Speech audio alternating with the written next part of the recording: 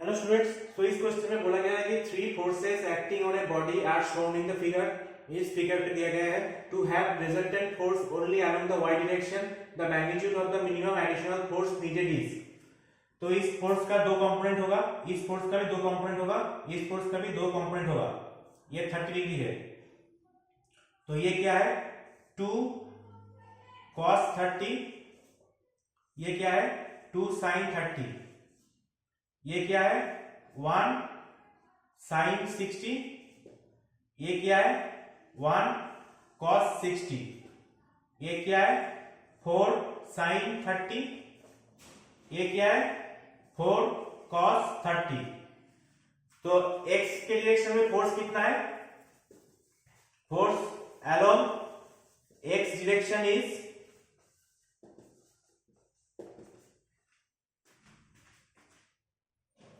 force along x direction is 1 cos 60 plus 2 sin 30 minus 4 sin 30 equals to, इधर इसके पास i होगा, इसके पास i होगा, इसके पास माइनस i होगा।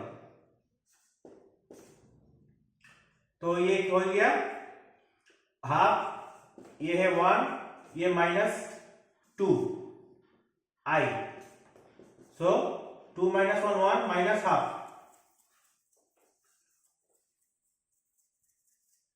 I.